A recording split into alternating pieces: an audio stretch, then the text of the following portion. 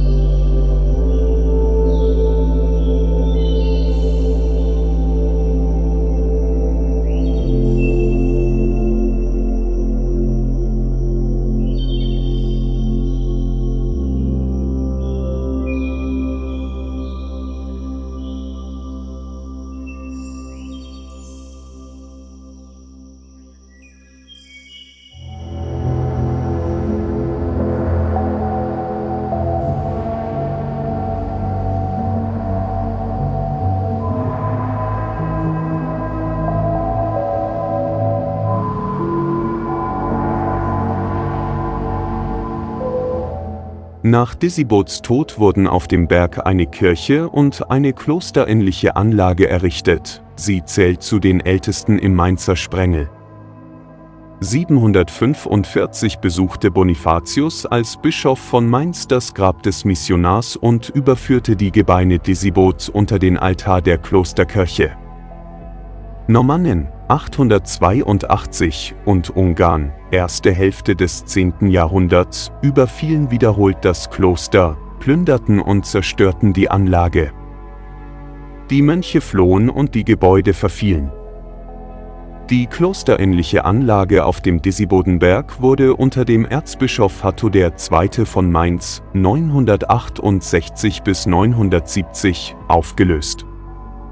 Erzbischof Willigis zu Mainz 975 bis 1011 kam selbst zum Disibodenberg, ließ eine neue Kirche dort errichten und die Gebäude instand setzen.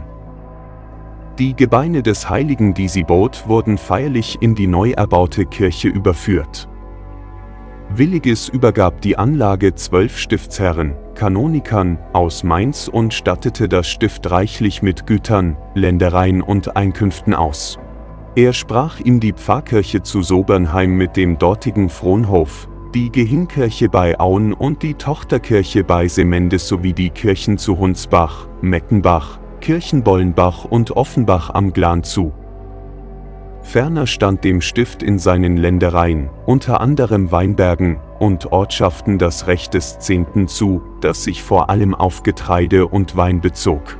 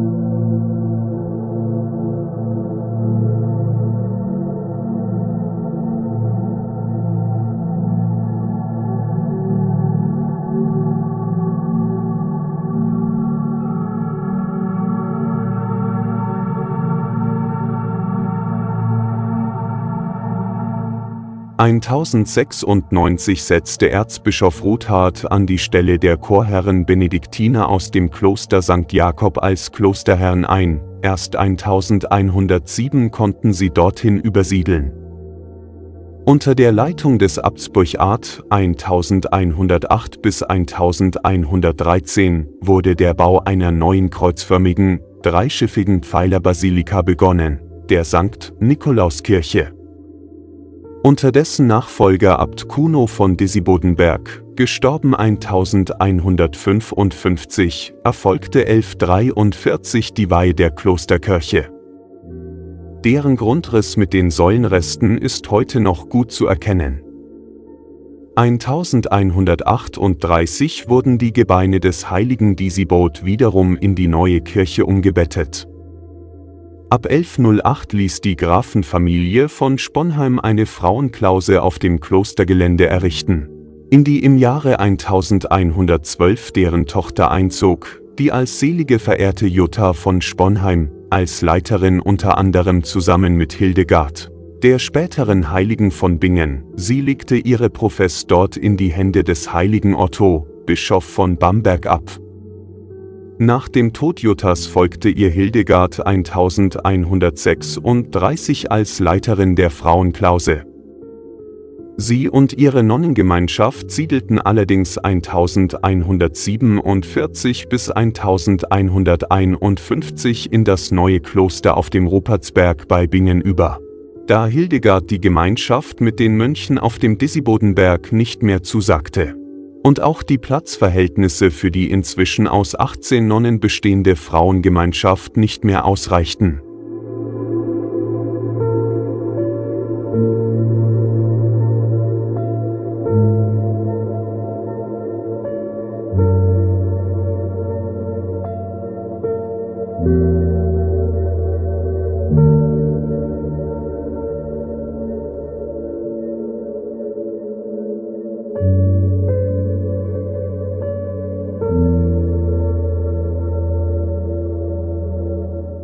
Abt Dodechin verfasste um 1240 die Jahrbücher des Klosters.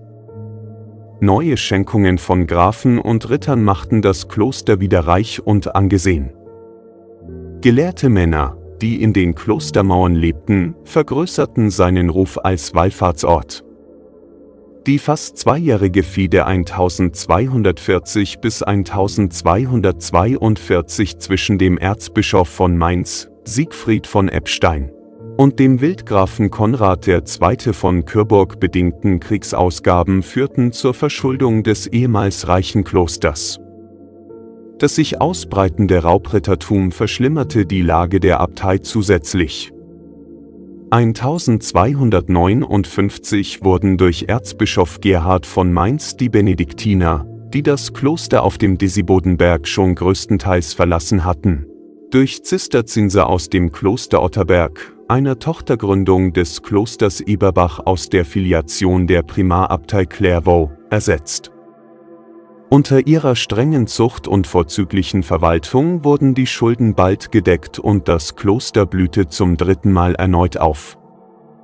Diese Phase dauerte bis etwa 1500 an. Dann folgte der endgültige Verfall.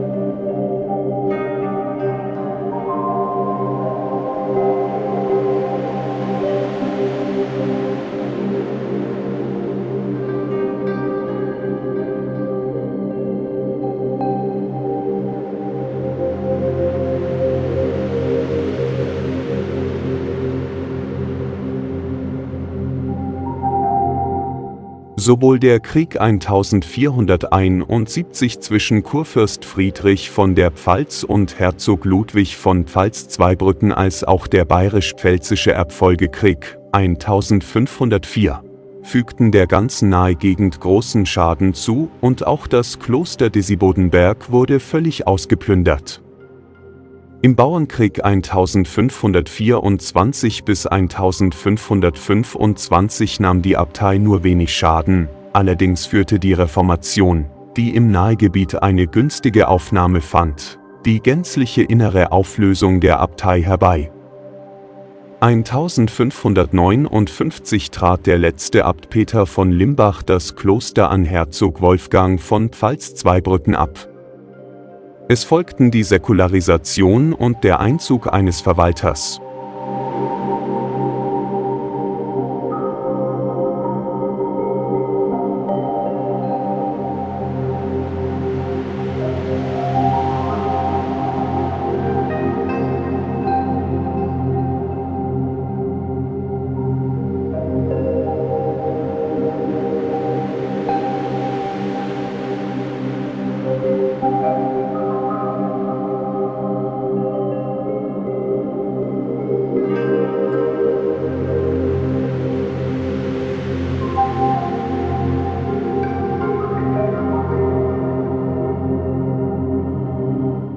Der Dreißigjährige Krieg 1618 bis 1648 und der Pfälzische Erbfolgekrieg 1688 bis 1697 brachten mehrfache Verwüstungen und Besitzerwechsel mit sich. Spanier unter General Spinola versuchten 1631 und 1639 das Kloster durch Benediktiner wieder aufblühen zu lassen, doch waren diese Erfolge nur vorübergehend.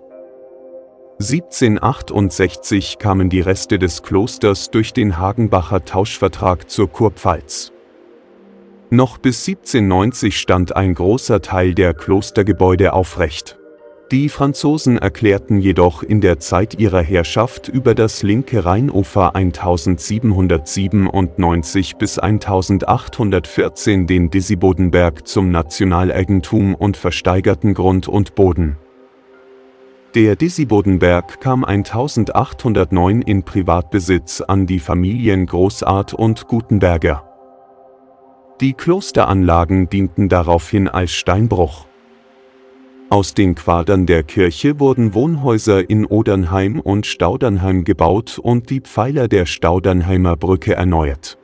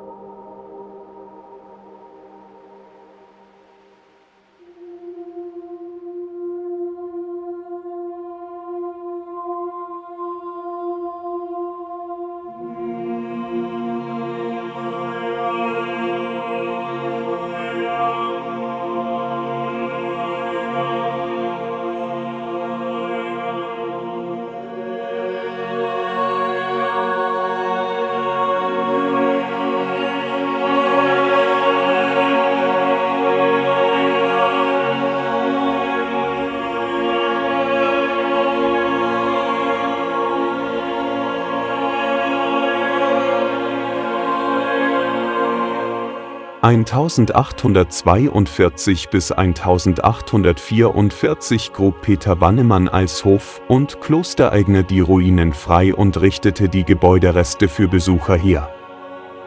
Ein erster Lageplan wurde erstellt. Das Landesamt für Denkmalpflege Rheinland-Pfalz in Mainz begann 1985 mit archäologischen Grabungen und Sicherungsarbeiten im Klostergelände.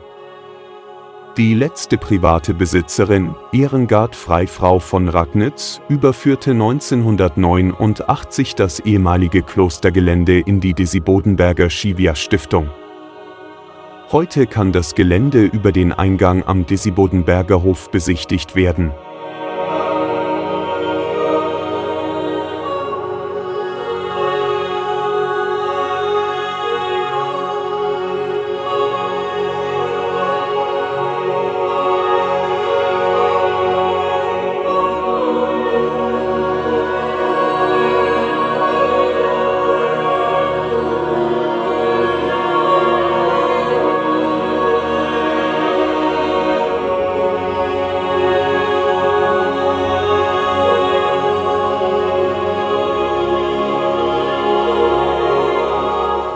Die Klosterruine Disibodenberg ist ca. 2,5 Hektar groß.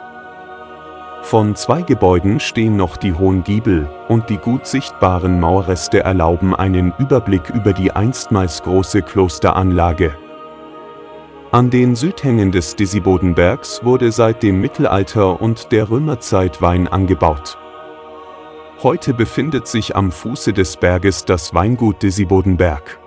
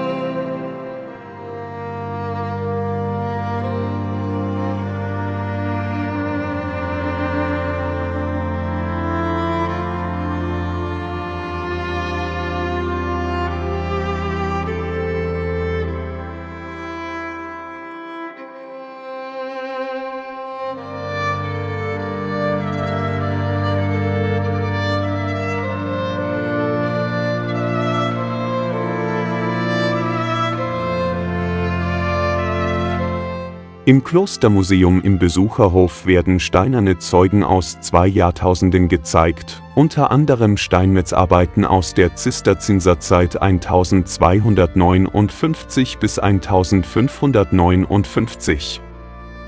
Anhand der ausgestellten Arbeiten erhält man eine Vorstellung, wie prächtig, bildreich und fein dekoriert die große Abteikirche einst war. Alltagsgegenstände erwecken die damalige Zeit zum Leben. Funde aus der Römerzeit bezeugen die frühe Besiedlung des Berges. Interessierte erfahren außerdem alles über Zeit von Hildegard von Bingen als Leiterin des Frauenkonvents auf dem Disibodenberg.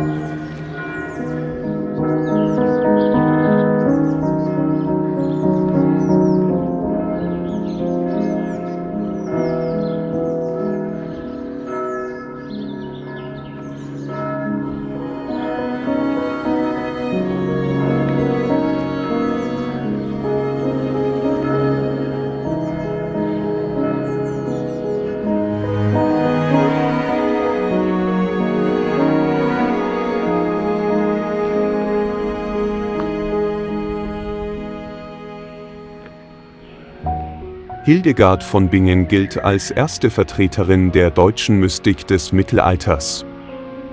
Ihre Werke befassen sich unter anderem mit Religion, Medizin, Musik, Ethik und Kosmologie. Sie war auch Beraterin vieler Persönlichkeiten. In der römisch-katholischen Kirche wird Hildegard als Heilige verehrt.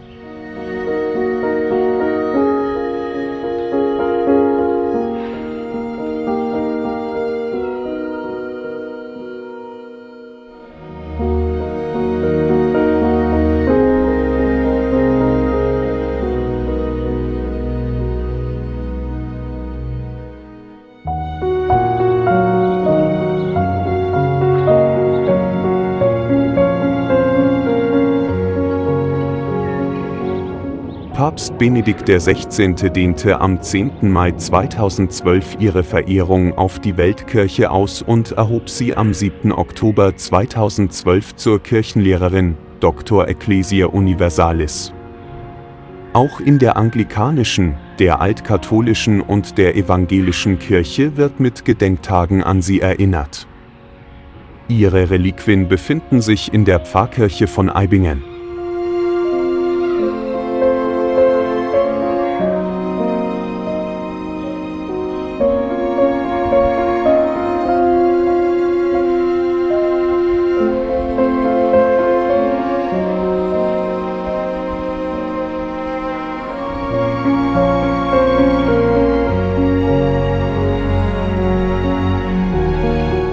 Das Kloster Eibingen wurde 1803 im Zuge der Säkularisation aufgehoben und teilweise abgebrochen. Die Klosterkirche wurde die Pfarrkirche St. Hildegard des Ortes Eibingen. Sie hat heute auch Bedeutung als Wallfahrtskirche, da sich dort der Schrein mit den Gebeinen Hildegards befindet.